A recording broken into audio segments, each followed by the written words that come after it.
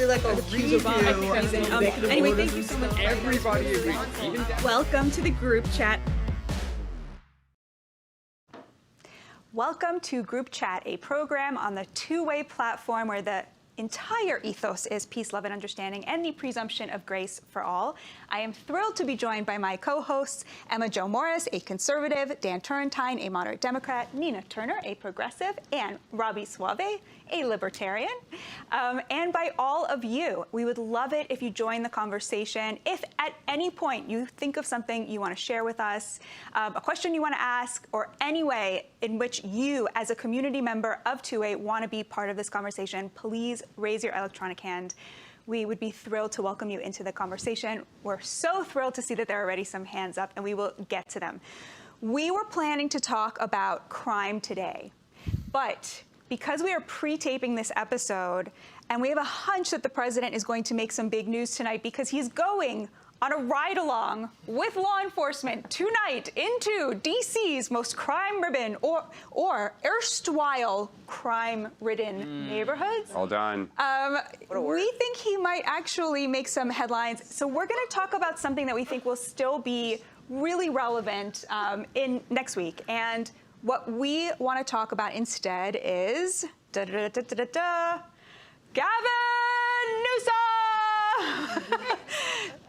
I did it first in case Oprah does this. Yeah, I was going to say, are we getting it?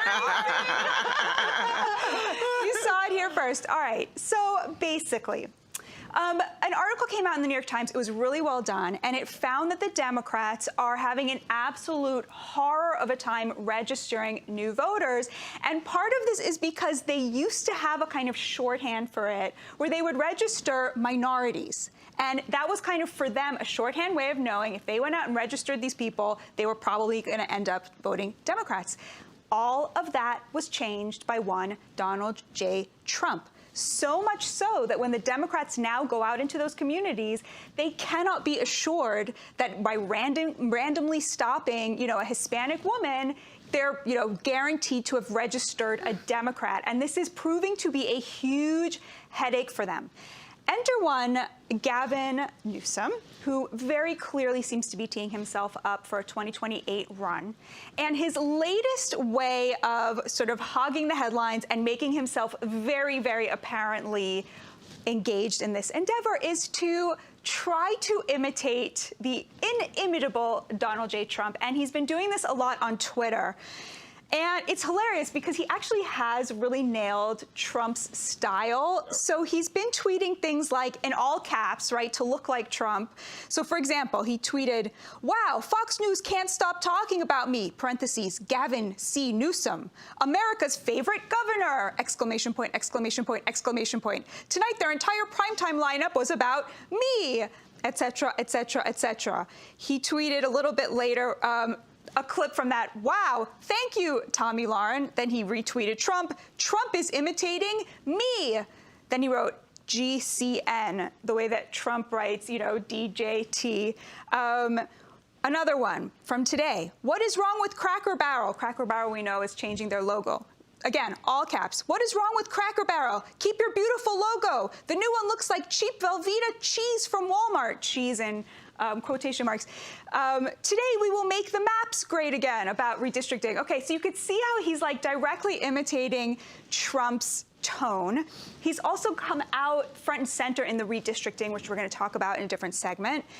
He's really positioning himself as a kind of troll-in-chief to stand opposite Trump. And so the question that I'm posing to you all is this.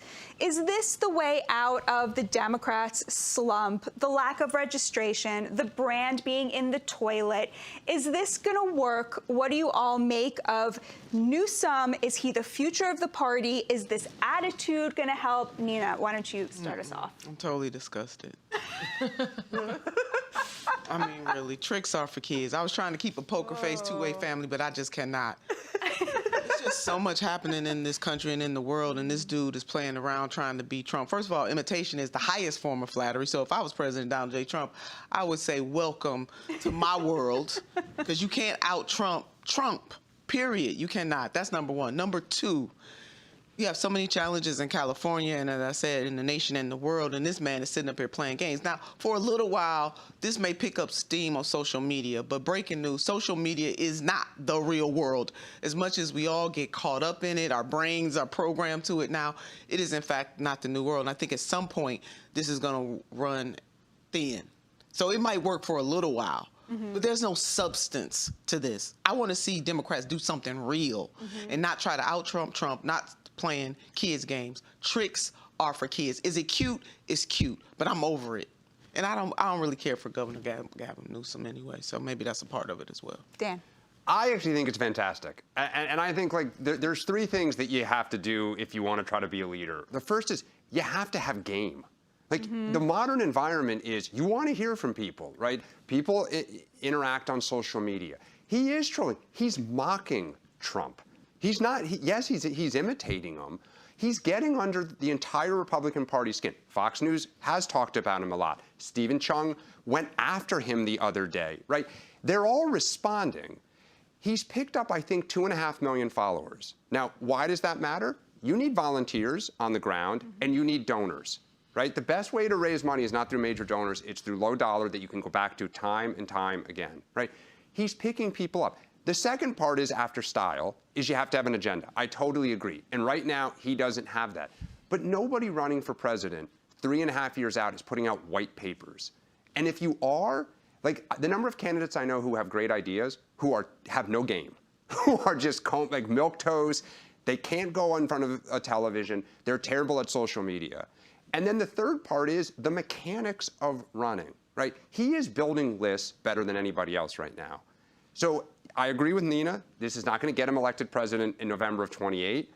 But the first step is you got to break out from the pack. And he's broken out. Can we have a Democrat on Democrat battle right now? Okay, so just super quick, in terms of getting under people's skin, maybe, like, you know, the thing about social media is, like, it kind of tends to amplify the circles that you roll in. I don't know a single right-winger who has had their skin gotten under by Gavin Newsom and his account or whatever. Are they talking about him, though? Like, I think that the sentiment on the right, like in MAGA, is like making fun of him. Like, this joke is like, it's like, it has such dad energy in that it was like kind of sort of funny for 5 seconds and nobody has really responded to the joke, but he's still going, and now it's been like nearly brought him up last night. I mean, okay, I don't know. In terms of the people, like the commentators and like just the posse, like I haven't seen anyone like, rats, Gavin Newsom's got us. Like, that isn't it at all. Second of all, it's just coming to me as I'm speaking, that the only people maybe on the right that I could see kind of sort of going for this shtick, ironically, are groypers, and the reason why is because they think for some reason J.D. Vance is controlled by Jews or something. So you're seeing these groyper accounts that are really into Gavin Newsom and his like super hot vibe or whatever. But anyway, you know, I think that the problem with this is that there is no substance. The reason why Trump stuff works is because, first and foremost, he's not intentionally funny. He's unintentionally funny. He is just a funny guy. And this comes naturally to him. It's not an act. Second of all, it's always coupled with policies that are popular. So Robby, let's have Democrats do not have. So we have I agree. substance. He has both game and substance. Well, Trump. And that's why he's an elite political Yeah, athlete. this is just like It reminds me, media I was stunt. once told by a casting executive in reality television that the two people Oh, I could so see you on reality TV? Thank you. Two people who succeed the most in this environment are people with complete self-awareness and people with zero self-awareness. Okay, I'm sorry. That is so genius. Right? If you think about reality TV, that is totally true. Anyway, we have to think about what Gavin Newsom's goal is. Yeah. If his goal is to get himself more attention, it is being talked about for whatever reason. We're talking about it right now. It's being talked about on Fox News. It's being talked about on social media. He has gotten himself more attention. And I am someone who's always arguing that pure name recognition is underrated as a political advantage. More often than not, in recent political memory, the person who gets the nomination is just the person who is best known to the actual people. This was true in the Biden's election. Biden and Bernie were the two best known people, and they wiped the field. So this makes him more likely to get the Democratic Party's nomination. Totally different question from whether this brings anyone new into the Democratic Party or peels off conservatives. Obviously, no, it doesn't. But it just makes him better known by Democrats who will decide the party's nomination. Okay, but This is all about him, though. See, Totally. that is why this is sending me crazy. I am a public servant in my heart. Whether or not people agree with the policies I'm pushing, I believe I'm a humanitarian. The reason why I don't like these tricks are for kids. I don't like these games because this is all about him. This is for him in the same way that I see President Trump at times. Me, me, me, me, me. And so we're sitting up here lapping over somebody that tore up tents in homeless camps in California.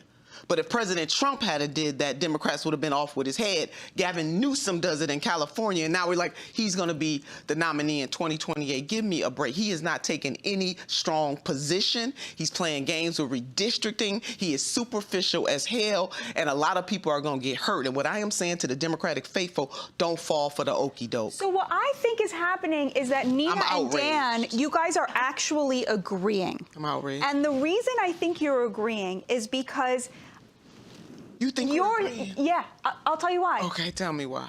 Because Nina, what Dan is saying is that for someone like Gavin Newsom, someone who I'm now ad-libbing, I'm supplementing here, someone who has no real views, has no real platform, is pure ambition. Yeah. Well, look, This is a genius way to get to the top of the ticket. You're saying it's infuriating, but isn't it infuriating because it might work? I don't know a politician that isn't ambitious. And there's 20, 25 people who want to run for president. Dan, does Gavin Newsom believe anything? Oh, does he believe that redistricting is a fight worth taking? No. But that's what started. But that's what started the trolling. Everything you read is my maps. Right? So what he's trying, like Democrats got fired up when they moved in Texas, right? Now it's Ohio, Missouri, like everywhere else. And again, that is politics. They have every right to try to redistrict, right? I'm not saying it's like a crazy thing. Both parties do it all the time. Not mid-decade.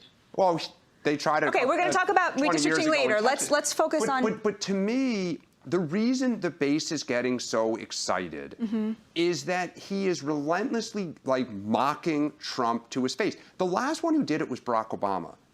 Remember the White House Correspondents' Dinner when he mocked Trump to his face? Oh, don't we? Right? Okay, wait, Dan. Okay, Dan. Let me sharpen the question for you. Etched in my soul. Tiny little domino. Let me sharpen the question for you, Dan. Dan, I think maybe we all agree, even Nina maybe could be that this is good for Gavin Newsom, but is this good for the Democrats? That's why Nina's upset because it's bad for Democrats. Yes, it is. Why? Because somebody is getting up and punching back at the bully. Everyone talks about fighting. Right? Let me ask you this, Nina. Right now, when an issue breaks, Chuck Schumer and Hakeem Jeffries. Bro, you guys, I do. Chuck Schumer and Hakeem Jeffries go to the well of the Congress and speak and put out press releases. And nobody cares, and it doesn't break through anywhere. Right? Tell me another Democrat who is up there getting in the conversation, drawing J.D. Vance's attention, everyone. Most of the right has commented in the last week on J.D. Vance. Tell me another 2028er. On Newsom. On Newsom, sorry. Tell me another 2028er that's gotten this much attention. I also think, like, if there was a guy standing, like, let's say we were all hanging out here. Like, let's say we are hanging out here. I was going to say, we are hanging out. Yeah. If we were. Let's say we are. Like, let's say at the corner of the room there was a guy, like, screaming. We would probably, like, be like, hey, like, Nina, like, that guy's over there screaming. Like, it doesn't mean I'm compelled by him. Doesn't mean I'm convinced by him and what he's screaming. Or am I just remarking, like, there's somebody making a huge scene right next to me? Okay, we got to take some calls because we have community members who have been waiting. Professor Kenny, thank you for joining us. Remind everybody where you're calling in from and tell us what's on your mind. Trying to unmute. Hi, I'm from Brooklyn, New York, although I'm in Clearwater, Florida at the moment. So I am so glad that we're talking about Gavin Newsom. Okay, so I'm going to say the good things about Gavin Newsom. He's a good-looking guy. I think he's a good politician. I think his podcast is really good. And that's about it. After that, he's the most inauthentic guy there is. Talk about it. And And his record in California is a total disaster. I mean, when he became governor, there was a budget surplus in California. Now there's $68 billion in the hole. They're still trying to borrow money. They can't put out fires. The drinking water is a problem now. And illegal immigration has destroyed California. So he's got to run on that. If you remember him and DeSantis, who didn't get past Trump, right, had a little debate. And Newsom could never get his mojo going because DeSantis kept putting him on the defensive about his record in California. So I think Newsom's biggest problem will be whoever runs in the primaries for the Democrats against him, because they'll expose his inauthenticity and, most importantly, they'll expose his record. So, Professor Kenney, So true. how would you... I don't disagree whatsoever. How would you recommend the Democrats crawl their way out of this hole, if not Gavin Newsom? What would Well, you that's a different suggest to them? I suggest they meet with Nina and have Yes. a conference and let her Thank you, let Professor. her straighten them out, because they need to. The Democratic Party lost the working class to the Republicans, which is and by the way, I'm a Republican, and that's mind-blowing. But the Democratic Party needs to start moving to the center. They got to get away from the super woke issues. And when woke issues come up, they need to know how to address it properly.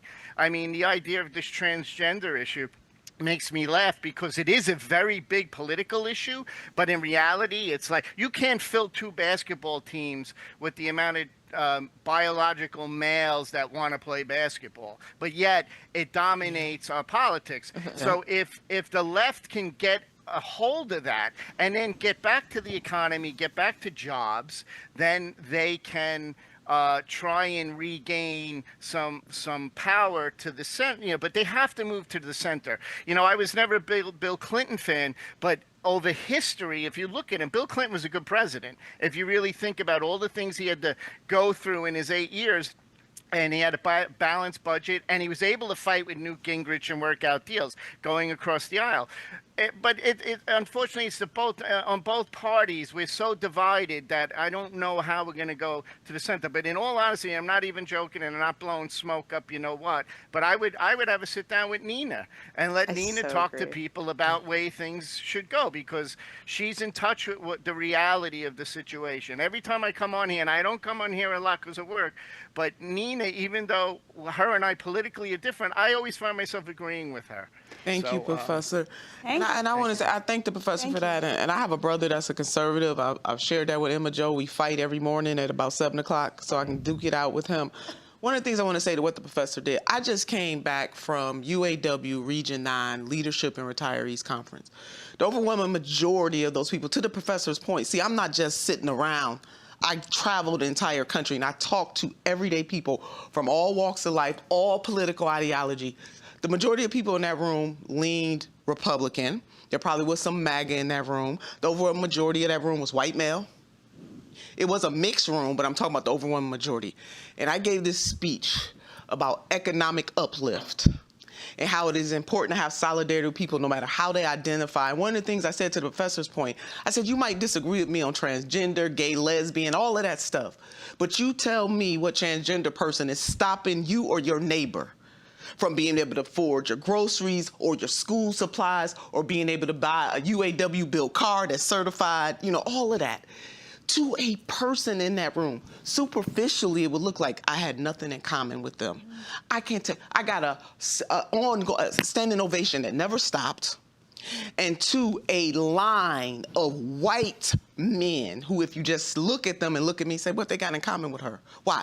Because I was able to touch their heart. I talked about the Republican failures. I talked about the Democratic failures. And by and large, I talked about how elected officials owe you. You don't owe them. They are not celebrities. They are not rising stars. We should not be worshiping them. And that working class people are all in this together, because I talked to their heart. Now, they might not agree with me on anything else.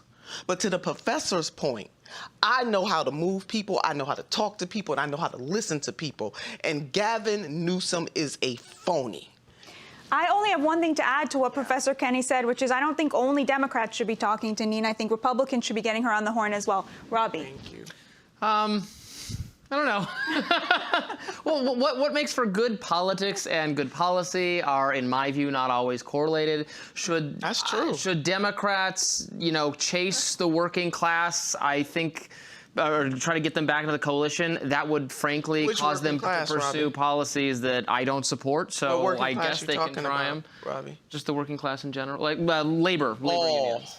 What do So you mean? all walks of, because usually when people say working class, they're talking about white men. But he's saying they shouldn't go after them because then. No, I don't think that's who the Democrats are anymore. I think the party of affluent, older Americans, College educated. I think that's their bread and butter, and they should give. You have to give your audience, viewers, they want. subscribers, customers what they come to you for in all walks of life. I mean, our fascinating political take. figures are just clout chasing media figures now, and as a clout chasing media Dan. figure, I know you got to give the people what they expect. Democrats will be I'm doing not. something inauthentic to cater to the people you're talking. Not you, because you're a different kind of Democrat, but the party itself, I think, is lost with those people. Dan, should Well, we give up on the working class? Fascinating. I think That's such a new take. there's two parts of this. Which Give is, up. The Democratic Party began to lose the working class in like the late 2010 or the middle of the 2010s. Smart.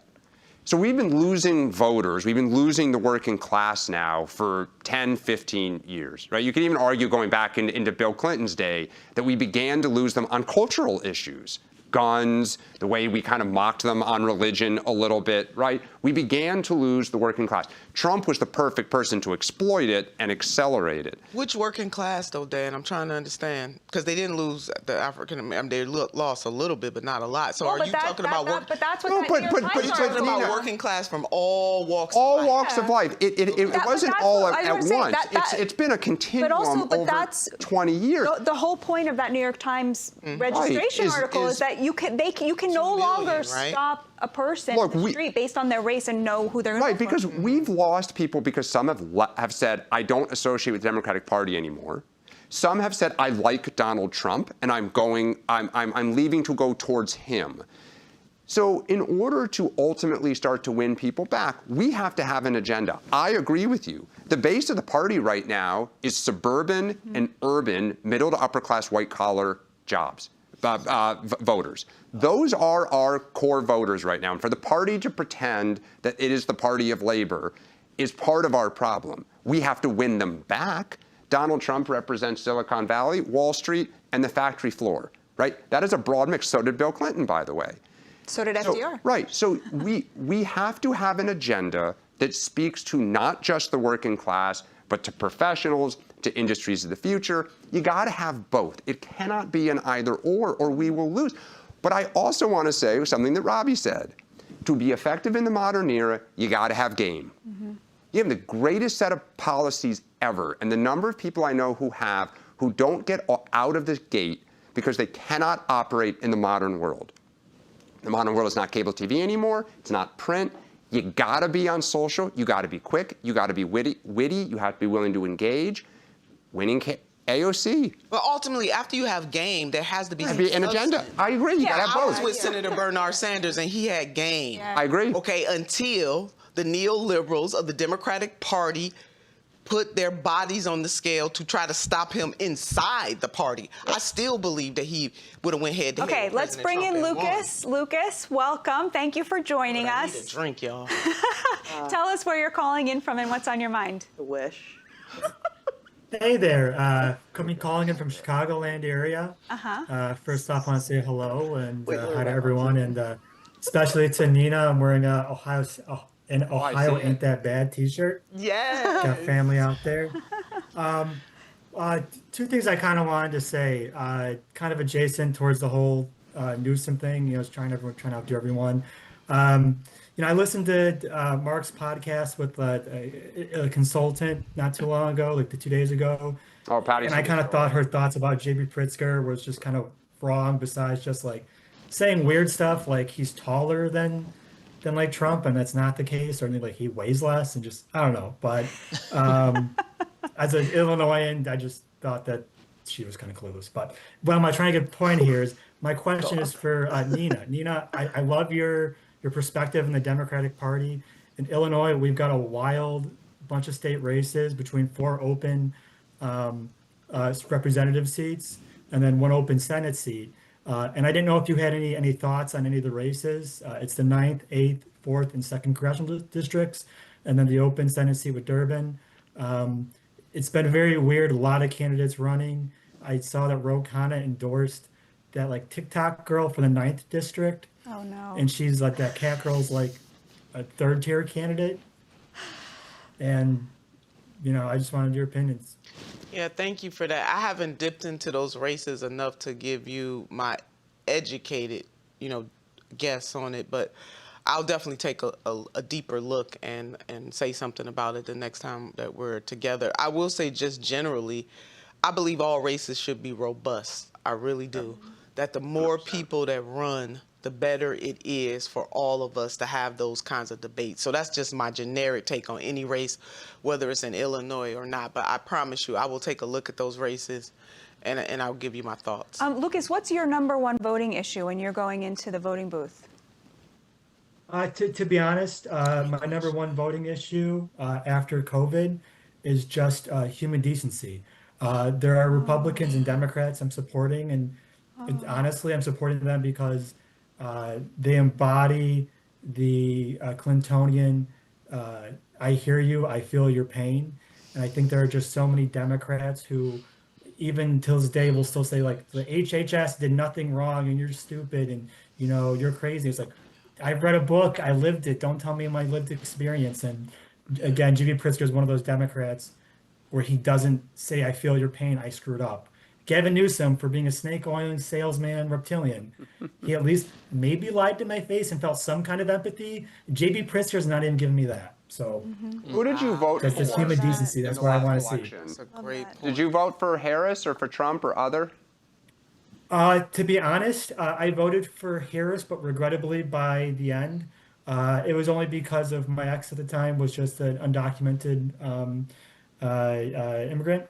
And I wasn't kind of sure how to vote, but by election day, I regretted my vote, but that's quite frankly just because of the way the Harris campaign ended their campaign, where their argument was just Nazi, Nazi, Nazi, Tony Hinchcliffe.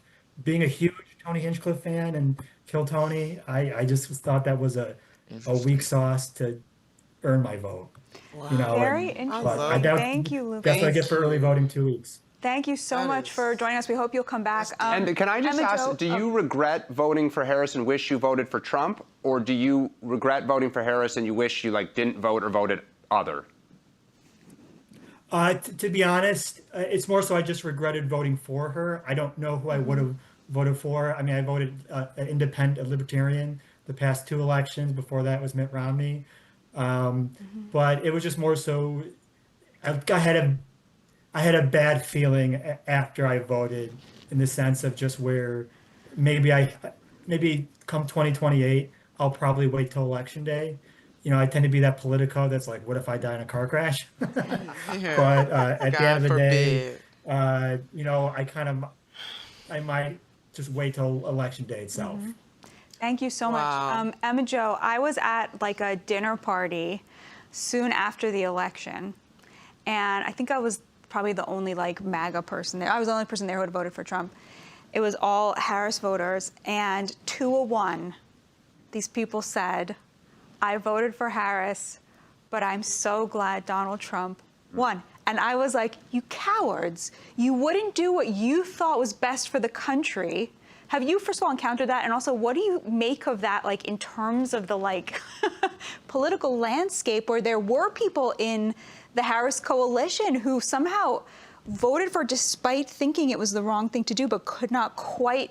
How do Republicans appeal to people like that who actually thought Trump was the better candidate, but just couldn't bring themselves to vote for him? To be honest, I don't want to say I don't know, because I absolutely do know. I definitely do know. But in terms of people who I hang with and get to know more deeply, I don't know anyone who voted for Harris. Not to say that I don't know any Democrats or progressives. That's not the case. I mean, I don't know anyone who voted for Harris. A lot of my friends are not Trump voters. They don't like Trump. They're not Republicans. They're usually progressives, and they couldn't do the Harris thing. It just wasn't. There was no vibe. There was no policies. There was these are like populist left-wingers, if they're not, like the people who I hang out with who are not Trump voters. And yeah, like I don't know anybody who was like, oh, I guess I'll just vote for her. Like people found her just empty, vacuous, not productive, not representing them, and like not focused on anything in particular except hating Trump. And like the people I know in this position who are these Democrats don't hate Trump. They just aren't Republicans, but they don't hate Trump. Like they're not motivated by hating Trump when they cast their ballot. So, you know, again, like we're just talking anecdotally, like you brought up an anecdote and you're asking me to respond with one. I don't know anybody who kind of like fake voted for Harris. They just don't fake vote. Robby, do you think that there's going to be more political realignment in 2026, 2028? Do you think that we've pretty much solidified into the camps we're going to be in for the next decade, 2 decades? I mean, I think it's pretty solidified with the caveat that we've not tested this without Trump in the picture himself, without Trump's name being on the ballot. Do things revert a little bit? We might have some shaky reversion, but no. Overall, I think we've entered a new political ecosystem where these new coalitions are going to continue drifting in these directions. Trump doing so well, I mean, the big question is Trump doing so well with young people, young men in particular, including young men of color, your first-time black male voters. He won that vote outright. That's crazy. Young people having such enthusiasm for him with the podcast strategy and all that. The extent, you know, that trend could reverse itself a little bit if the next candidate, presumably J.D. Vance, doesn't do that execute that strategy as perfectly. I don't think that's going to happen. I think he'll execute it pretty well, and it will probably continue in that direction, which puts the parties in this, again, I'm interested in the age question. The Republican Party, weirdly, for the first time in my life, being the party of younger people who feel, and for economic reasons, feel like they can't buy homes, the boomers hoard all of the wealth in our society and, you know, won't let you change Medicare or Social Security, and that's the party of the Democrats. And I actually want to have that sort of class-based fight where the Republican Party is the party of young people who want to change the regulatory structure so they can actually buy homes and afford child care. Ultra-wealthy hoard all the wealth. No, old people do. Am I allowed to embody Batya for 1 second and ask another host a question? If this happens, which I don't think, like I think that the Democrats are still in a moment where they're at a crossroads. And they could either try to do the populist thing, or they could, I think, be what they are and be the coastal and elite and upper class party. If they were to take that path and they were, I think, to represent the, like urban and suburban upper class demo, where does Nina Turner go? Does Nina Turner hostile takeover MAGA? Does Nina Turner split MAGA between populist right and populist left, which I think would be a real civil war inside MAGA? Yeah. What happens to the Bernie populist left-wingers who can't hang with the university professors who are trying to trans us? Nina? Trans us? Wow. That last one. I have no hate in my heart, just to be clear. No hate in your heart. I don't know. I just, I would want to try to convince people to form something else. I wish the Green Party was stronger. I do think it is ludicrous to put over 300 million people and force them into 2 parties. Yeah. I think people really get this, they get upset with both. And so they toggle between 2 parties that are really not really answering to the needs of working class people, and because we're forced to deal with 2 parties that are private they're private, who control our public spaces. That's why I believe that voters go back and forth. Not so much that they have everybody's gonna have a holdout that really loves their party, but for the majority of voters, they're just choosing between the lesser of 2 evils. I am working on, I will definitely, Emma Jo, there's gonna be an uprising, and I'm gonna be in starting it. And I just feel like the Nina Turner move, if Robby's point is correct, which I think it totally could be, totally could be. I'm not just gonna sit back and Nina vote leads like with a torch in her hand and a pitchfork in the other hand and takes over MAGA. Dan. Well, I think that. Okay, I want to ask you something specific. Do you want to respond to that first? I was just going to say, I think, one, if the economy goes wobbly, I think Trump's hold on some of these working class new voters they're not really sticky to the Republican Party. They went with Trump because they were so upset about inflation and so disgusted by Joe Biden, who basically said, there's nothing to see here, it's transitory. I think the second thing is, I want to reiterate this. Winning presidential candidates appeal to both. You cannot be the reason Bernie Sanders has always struggled and never been able to get over the hump is, you can't just be the working class. You have to find a way to bring in the suburban vote, right? Donald Trump spent so much focus on those suburban districts that he won in 16, barely lost in 20, and won in 2024. So you have to appeal to both. Are suburban voters work class? I mean, last time I checked. No, he's saying those are the two. No, but he's saying that they are those to suburban folks. Suburban. A lot of suburban votes. They work. Oh, sure they do. Okay. But they're not factory floor workers. I'm not talking, when I say working class, I'm talking about anybody that doesn't have a trust fund. We won Everybody Iowa. Well, hold on a second. Everybody that's a very... We won, I'm telling you how I feel about it. Now, you can feel differently. Oh. We won Iowa. We won New Hampshire. We won Nevada. Okay. All right?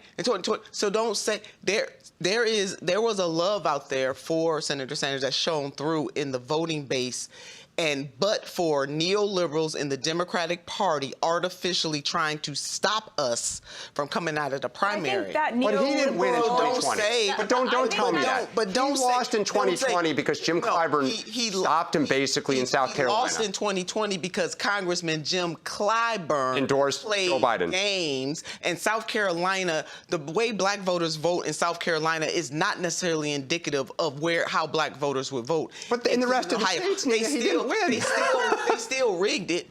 All of the people, is it true that all of the people running in that primary got out of the race? Tell me if I'm right or wrong. And endorsed the person that was number 5 in the primary. He just so said it was that, yeah. artificial, is what I'm saying. Okay, I mean, let's bring in Elizabeth Warren Sharon. didn't win either. That is not true at all. That's ridiculous. I think Bernie has a case that he was really screwed over in 2016. In 16, I agree with you on that. Absolutely. In And 2020, I mean, it's the game. It's a politics is the game. They got out. It's over. Okay, You Sharon, won let's inside. bring in Sharon. Neither one of you were. Sharon, welcome. Thank you so much for joining us. Tell us where you are and what's on your mind. I am in Aiken, South Carolina. And actually, Nina, you was there. just brought up. Were you in Aiken? I was. You didn't come see me? I'm coming next time. I could have had you come out and ride my horses. I would have invited you out for the day. I would love that. Nina, though, you did bring up a point. Because I spend my day outside with my animals, riding and taking care of them, I get to listen to a lot of different podcasts, not just two-way, but glimpses of stuff from the right, stuff from the left.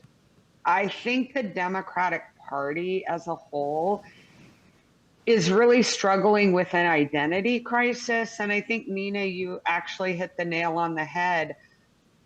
The party screwed over Bernie Sanders in 2016 because they believed it was Hillary's turn. And yeah, there was some funky business going on in 2020 that Joe Biden, who comes in 5th place, all of a sudden can get everybody to drop out, and he's the king of South Carolina, and now he's our president. If the Democratic Party does this again, if a progressive candidate is leading the field, I think J.D. Vance is home free, because there are going to be a lot of people sitting at home and saying, don't depend on our vote if you're not going to accept our candidate.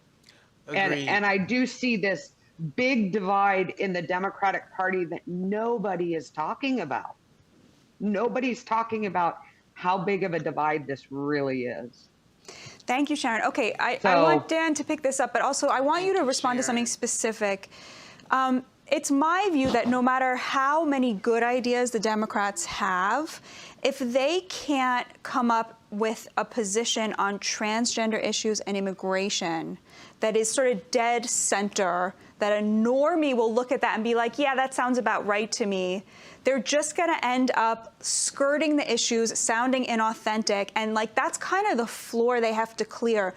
My question to you is, what is the right position on those two issues for Democrats going into 2028 who want to compete against a J.D. Vance or a Marco Rubio in a compelling way for those kind of normie centrist, both suburban and working class voters? I think we still are culturally disconnected.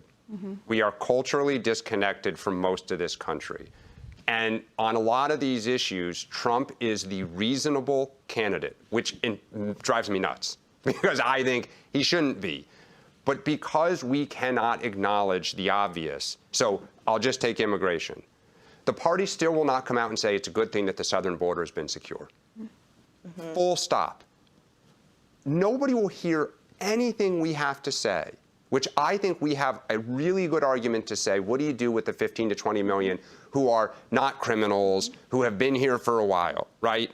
You actually start to divide the Republican Party on that issue. But because we won't acknowledge it, the southern border, we won't acknowledge the removal of criminals is a good thing to do, that as a result, a lot of moderate voters, of the voters that decide elections, just say, you guys are crazy. And so we have got to connect again with the rest of this country. So I think that is step one. Step two, then, is having an economic agenda that inspires people, that says we have their back, that we give them the hope for a better future. All voters. Those are the most important thing we need to do. So you didn't answer my question, very interestingly.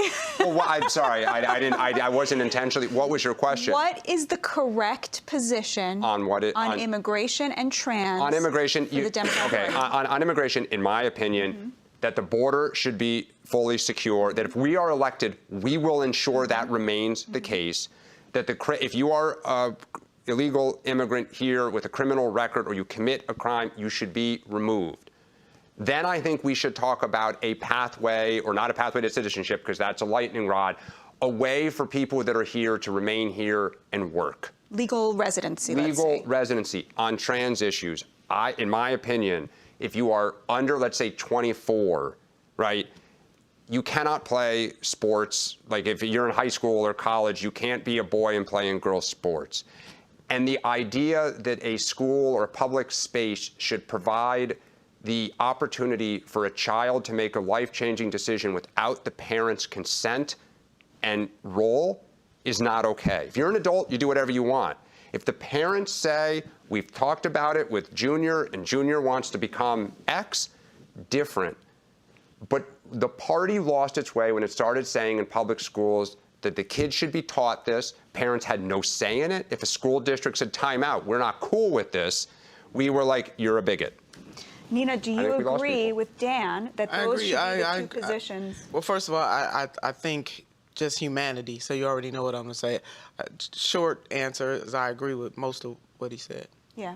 There's also this option is available to Democrats who don't want to answer questions on these divisive cultural issues. Say the federal government should play no role in this. I leave it to the states to. I would say a version of what you said. I would say if I was Democratic candidate, I believe that biological men should not be competing in women's sports. The federal government is never going to suggest otherwise. I leave it to the states to come up with accommodations. So Democrats for states' rights. We've been absolutely. There before, I'm not.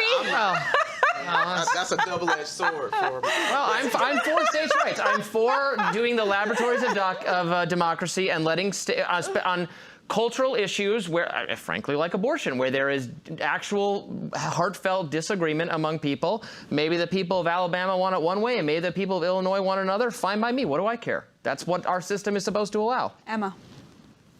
I'm supposed to now give a Democratic platform for trans Yes. and immigration? Well, like when you hear, if you would consider, like, let's say you're consulting with, Republicans, obviously, and you heard a Democrat come out with Dan's proposal, the Dan proposal, as we're going to henceforth know it as. I think, by the way, it's very smart. Yeah.